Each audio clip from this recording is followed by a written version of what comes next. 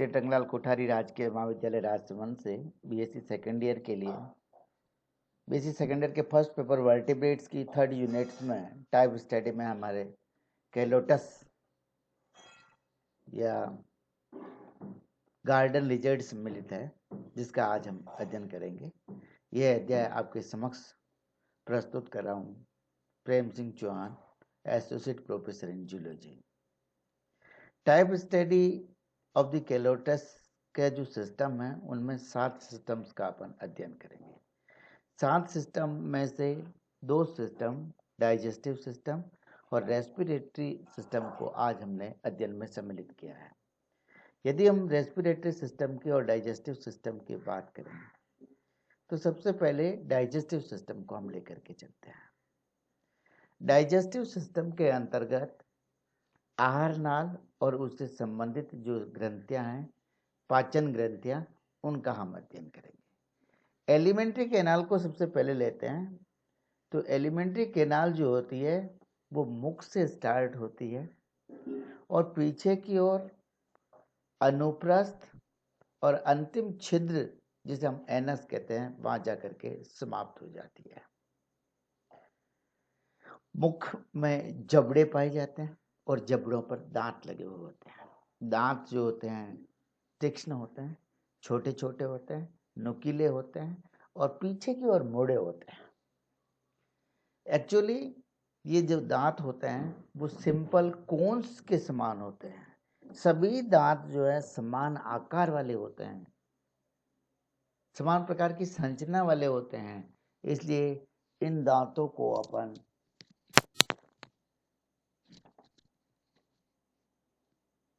हैप्लोडोंट कहते हैं। इन दांतों के ऊपर इनेमल की केप पाई जाती है और अंदर की ओर में ऑर्थोडेंटाइन उपस्थित होता है। ऑर्थोडेंटाइन के अंदर एक कैविटी पाई जाती है जो पल्प कैविटी कहलाती है। और ये पल्प कैविटी के अलावा इस दांतों की जो लगे रहने की स्टाइल है, उस स्टाइल ऑफ अटैचमेंट के कारण इन दांतों को प्लूरोडोंट कहते हैं।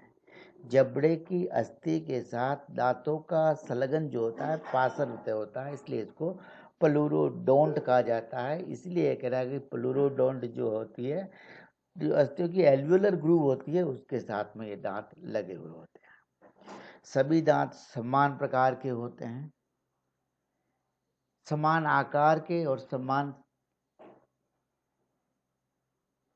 शेप को हम हिंदी में कहेंगे समान आकार कहेंगे, और आकार और परिमाप समान आकार और परिमाप के होते हैं। इसलिए इन दांतों को होमोडोंट टाइप ऑफ टीथ भी कहा जाता है। लेकिन कुछ एक दांत जो होते हैं वो भिन्न प्रकार के होते हैं।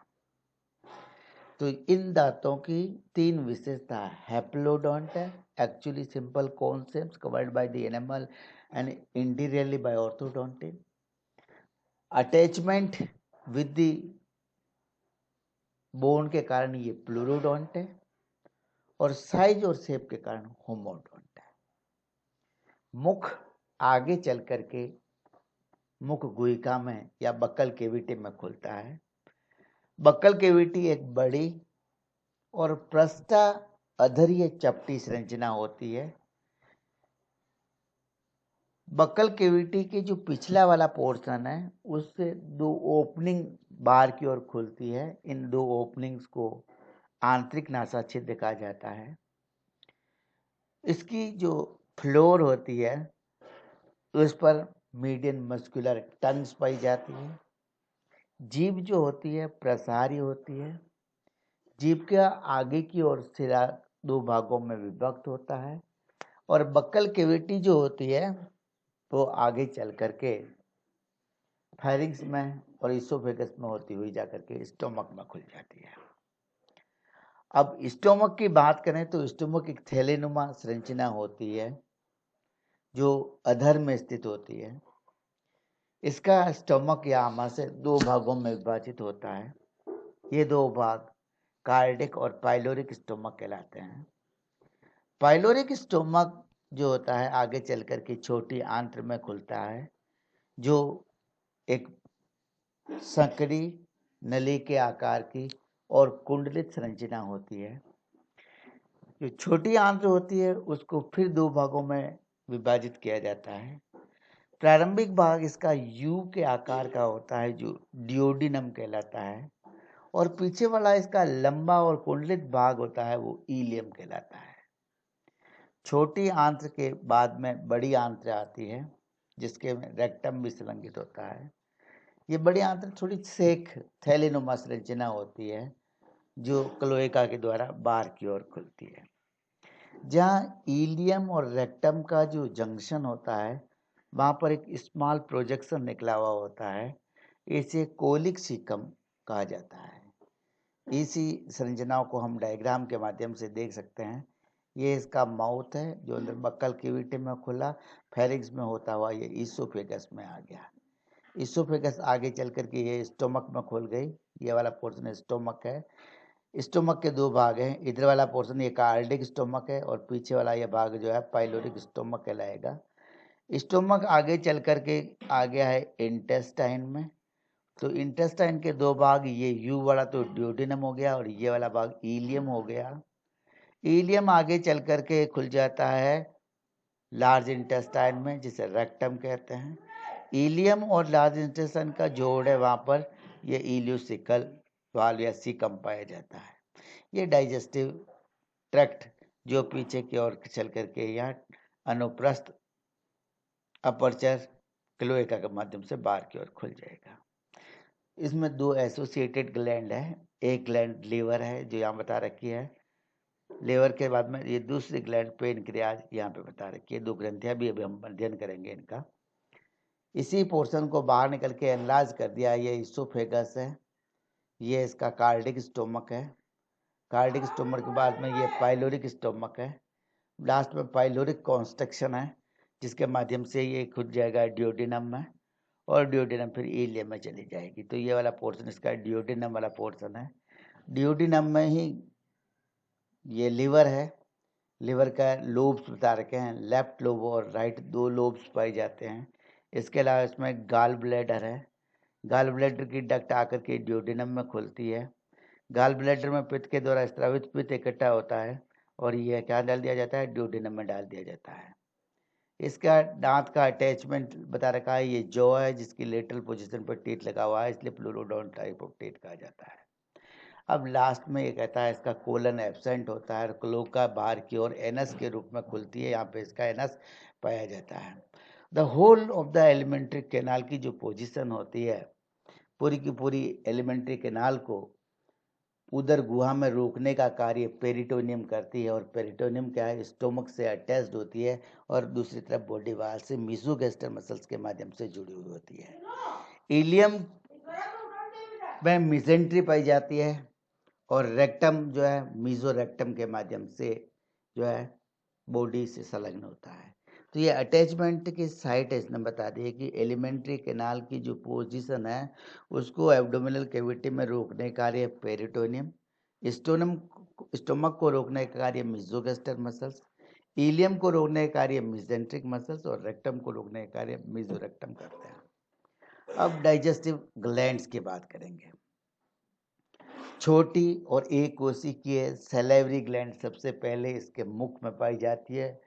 ये सैलिवरी ग्लैंड्स और दूसरी ग्रंथियां होती है म्यूकस ग्लैंड्स, दोनों बक्कल कैविटी में श्लेष्मा का स्त्रावण करने का कार्य करती है।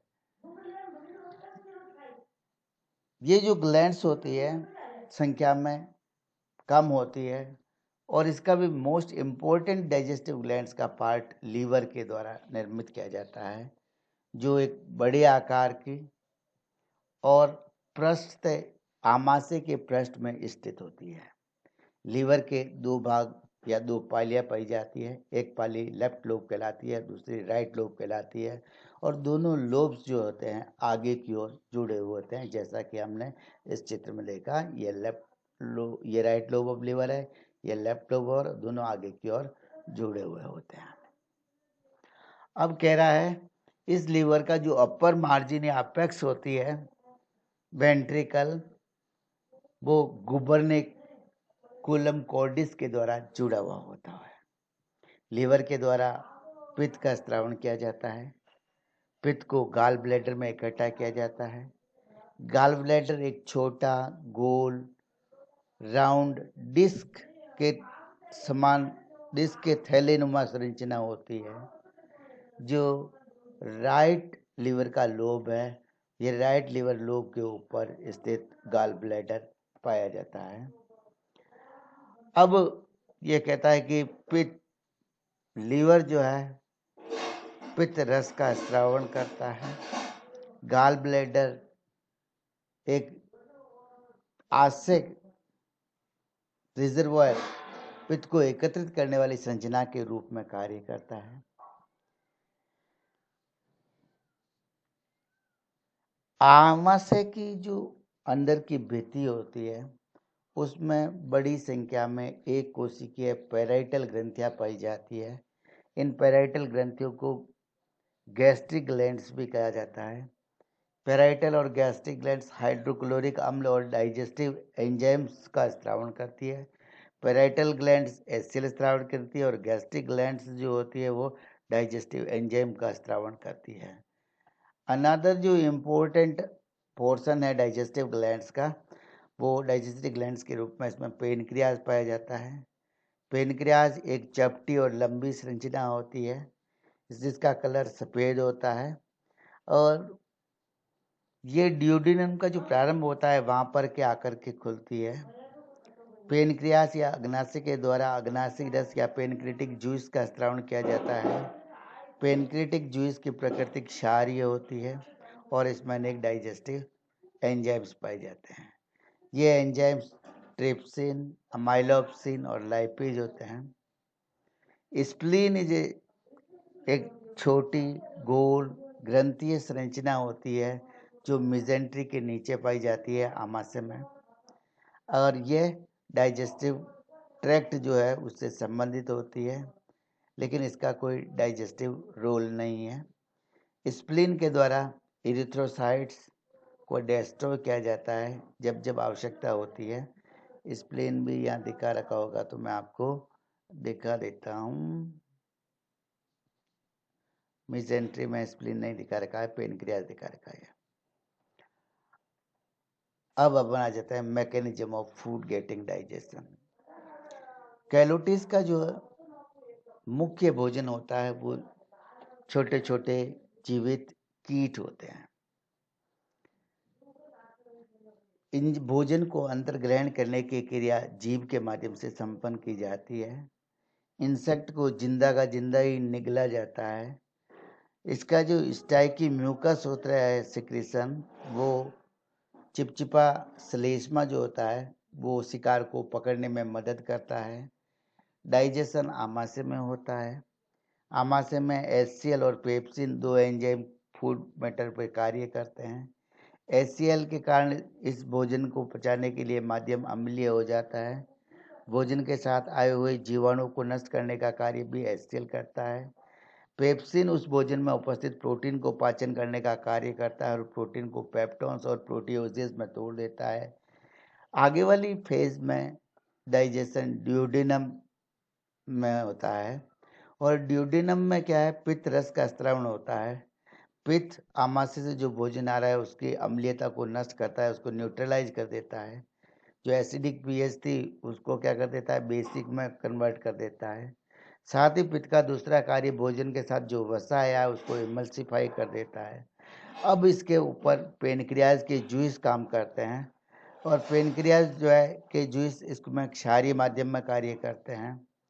यह माध्यम जो है पित्त के द्वारा प्रबल रूप से क्षारीय हो जाता है। यहाँ पर ट्रिप्सिन जो है पेनक्रेटिक जूस में स्रावित होता है जो भोजन के साथ रिएक्ट करता है, जो प्रोटीन्स के प्रोटियोजेज को सॉल्युबल अमीनो एसिड में कन्वर्ट कर देता है। अमाइलोप्सिन कार्बोहाइड्रेट डाइजेस्टिंग एंजाइम है, यह भोजन को ग्लूकोज में कन्वर्ट कर देता है और लाइपेज जो होता है वो वसा को फैटी एसिड और ग्लिसरॉल में कन्वर्ट कर देता है। इस प्रकार जो भोजन था उसका पाचन हो जाता है और भोजन छोटे और विलेयशील और अवशोषण योग्य अणुओं में परिवर्तित हो जाता है। सेल्स की जो लाइनिंग होती है आंत्र की, वो इस सोल्यूबल प्रोडक्ट को एब्जॉर्ब कर लेती है, और अनडाइजेस्टेड जो फूड होता है वो आहार नाल से रेक्टम में चला जाता है, और रेक्टम के बाद में रेक्टम से फिर समय समय पर अवस्कर के द्वारा बाहर त्याग दिया जाता है। डाइजेस्टिव सिस्टम के बाद हम देखेंगे रेस्पिरेटरी सिस्टम। कैलोटस तो है वास्तविक लंग ब्रेदर है। लंग ब्रेदर वे जंतु होते हैं जो फेफड़ों के द्वारा श्वसन की क्रिया को पूर्ण करते हैं। इसलिए संरचनात्मक दृष्टि से जो रेस्पिरेटरी ऑर्गन्स होते हैं उनमें बहुत इम्प्रूवमेंट हुआ है, क्योंकि एम्फीबियंस टू लंग ब्रेदर नहीं है। एम्फीबियंस ट्रांजिशन मोड है जहाँ पर 3 प्रकार का कॉम्बाइंड रेस्पिरेशन पाया जाता है। क्यूटेनियस है, लंग्स के द्वारा है, और गिल्स के द्वारा है। लेकिन रेप्टाइल्स जो है स्थल पर रहने के लिए पूर्णतः अनुकूलित हो गए हुए जंतु है। जब ये पूर्णतः अनुकूलित हो गए तो रेप्टाइल्स जो है ट्रू लंग ब्रेदर हो गए। इसलिए इसका लंग जो है फंक्शनल होता है और मोर एफिशिएंट होता है। रेस्पिरेटरी स्ट्रक्चर्स को यदि हम देखें तो ये नाक से चालू होती है, जो एक्सटर्नल नेयर्स के रूप में होती है। एक जोड़ी नॉस्ट्रिल्स पाए जाते हैं, ये आँखों के सामने की ओर आगे स्थित होते हैं। नॉस्ट्रिल अंदर की ओर नेजल पेसेस में नासा मार्ग में खुलते हैं, वो अंदर की ओर चलकर बक्कल कैविटी की जो छत है उस बक्कल कैविटी की छत में खुलते हैं। फिर इसमें ग्लोटिस खुल जाती है, ग्लोटिस लैरिंग्स में खुलती है। लॉरिंग्स जो होती है एक बॉक्स के नुमा संरचना होती है जिसमें एरिटिनोइड और क्रिकोइड नामक कार्टिलेज के स्थितियों के द्वारा बनी होती है। लैरिंग्स ट्रेकिया में खुलती है। ट्रेकिया एक लंबी नली के समान संरचना होती है, और ट्रेकिया फिर कार्टिलेजिनस ट्रेकियल रिंग्स के द्वारा अवलंबित होती है। ट्रेकिया आगे चल कर के ये 2 भागों में विभाजित हो जाता है, और ये 2 भाग जो होते हैं नैरो पैसेज होते हैं जो ब्रोंकाई कहलाते हैं। ब्रोंकाई या ब्रोंकस जो होते हैं वो फेफड़ों में चले जाते हैं। अब फेफड़ों की बात करें तो फेफड़े एक लंबे थैलीनुमा संरचना होती है। जो दायां ओर का लंग होता है वो थोड़ा बड़ा होता है बाईं ओर के लंग की तुलना में, और अंदर से जो फेफड़े होते हैं वो छोटे छोटे चैम्बर्स में डिवाइड होते हैं। इन छोटे छोटे चैम्बर्स को डिवाइड करने के लिए इनमें कई अपूर्ण सेप्टम पाए जाते हैं, और ये चैम्बर जो होते हैं छोटे छोटे उनको एल्वियोलाई कहा जाता है। एल्वियोलाई जो है वास्तव में वे एरिया है जहाँ पर गैस का गैस का एक्सचेंज होता है। लेकिन इस फेफड़ों का जो डिस्टल पार्ट होता है, डिस्टल चेम्बर जो होता है, distal part of the lung, such chamber, इस प्रकार के चेम्बर्स का भाव होता है। कहने का मतलब ये लंग है, ये फेफड़े, फेफड़ा का ये प्रोक्सिमल पार्ट है, और यहाँ पर क्या ये एल्वियोस्टेलाई स्थित है। लेकिन ये इसका डिस्टल पार्ट जहाँ ये नुकीला हो गया है वहाँ पर इस प्रकार के फंक्शनल एल्वियोलाई नहीं उपस्थित होते हैं, इसलिए वहाँ पर गैसों का एक्सचेंज नहीं होता है, और इसमें भरी हुई वायु जो होती है वो रेजिडुअल एयर कहलाती है। इस प्रकार का जो भाग होता है वो 1/3 part of the whole lung होता है। इस लंग का 1/3 भाग ही रेजिडुअल एयर को धारित किया रहता है, और लंग की भित्ति जो है स्क्वामोस एपिथेलियम की बनी होती है। मैकेनिज्म ऑफ रेस्पिरेशन की अपन बात करें अब, तो मैकेनिज्म ऑफ रेस्पिरेशन जैसे कि सिंपल होती है उसी प्रकार सामान्य कशेरुकियों में जैसी मैकेनिज्म ऑफ रेस्पिरेशन पाई जाती है वैसे इसमें होती है। लेकिन इसका जो फिजिकल मैकेनिज्म होती है वो अलग अलग रूपों में वेरी करती है। फिजिकल मैकेनिज्म को हम 2 स्टेप्स में डिवाइड करते हैं। ये 2 स्टेप्स इंस्पिरेशन और एक्सपिरेशन कहलाती है। सबसे पहले इंस्पिरेशन की जो बात आती है तो इंस्पिरेशन में इंटरकोस्टल मसल्स में कॉन्स्ट्रिक्शन होता है। इंटरकोस्टल मसल्स का मूवमेंट होने के कारण रिब्स जो है आगे की ओर उठती है, और आगे की ओर उठने से थोरेसिक कैविटी का वॉल्यूम जो है बढ़ जाता है। थोरेसिक कैविटी का वॉल्यूम बढ़ने के कारण थोरेक्स का लंग पे जो प्रेशर होता है वो रिड्यूस हो जाता है, इसलिए बाहर से वायु उस घटे हुए दबाव को पूर्ण करने के लिए इनके फेफड़ों में प्रवेश कर जाती है। जो एक्सपीरेशन होता है वो वापस पसलियों को नीचे करने की क्रिया के द्वारा होती है। ये कॉन्स्ट्रक्शन ऑफ इंटरकोस्टल मसल्स के द्वारा होता है। थोरेसिक कैविटी का वॉल्यूम घटता है, फेफड़ों पर दबाव बढ़ता है, फेफड़ों में भरी हुई वायु बाहर आ जाती है। एक्सपीरेशन के द्वारा कार्बन डाइऑक्साइड को बाहर निकाला जाता है और मॉइस्चर आर्द्रता को भी बाहर निकाला जाता है। ये मैकेनिज्म ऑफ रेस्पिरेशन इसमें पाई जाती है। इसका डायग्राम और देख लेते हैं। एक्सटर्नल नेयर्स से नेजल पैसेज, नेजल पैसेज से इंटरनल नेयर्स बक्कल कैविटी में आ गई, जहाँ से फिर वो ग्लोटिस में जाएगा। ग्लोटिस से पहले लैरिंग्स आ गया, ये क्या ट्रेकिया आ गया। ट्रेकिया दो ब्रोंकस में डिवाइड हो गया, दोनों ब्रोंकस दो लंग्स में चली गई। ये आगे वाला पोर्शन इसका फंक्शनल है 3/4, जो अंदर फंक्शनल एल्वेलाई स्थित है, और ये इसके सेप्टा या पार्टीशन इसको डिवाइड करते हैं। ये लेफ्ट लंग है, ये राइट लंग है। राइट लंग बड़े आकार का होता है। लास्ट वाला पोर्शन नुकीला होता है, इसमें फंक्शनल एल्वेलाई नहीं पाई जाती है, या रेडिजुअल वॉल्यूम उपस्थित होती है। ये सारा का सारा हो गया हमारा रेस्पिरेटरी सिस्टम। अब हम असाइनमेंट की बात करें। जहाँ तक परीक्षा की बात है, दो इम्पोर्टेंट क्वेश्चन दोनों सिस्टम से बनते हैं। असाइनमेंट आपके समक्ष प्रस्तुत किया है। क्वेश्चन नंबर फर्स्ट है, describe the digestive system of Calotes with labelled diagram. Calotes के पाचन तंत्र का नामांकित चित्र बनाते हुए वर्णन कीजिए। ये एक इम्पोर्टेंट क्वेश्चन बनता है। दूसरा क्वेश्चन है, explain the respiratory system of the Calotes. Calotes के श्वसन तंत्र की व्याख्या कीजिए। ये दो प्रश्न इम्पोर्टेंट इसमें से बनते हैं। आप बना करके सम्मिलित करते हैं। Thank you for watching this video. अपेक्षा करते हैं ये वीडियो आपके लिए उपयोगी साबित होगा। धन्यवाद बच्चों, फिर मिलते हैं आगे वाली क्लास में।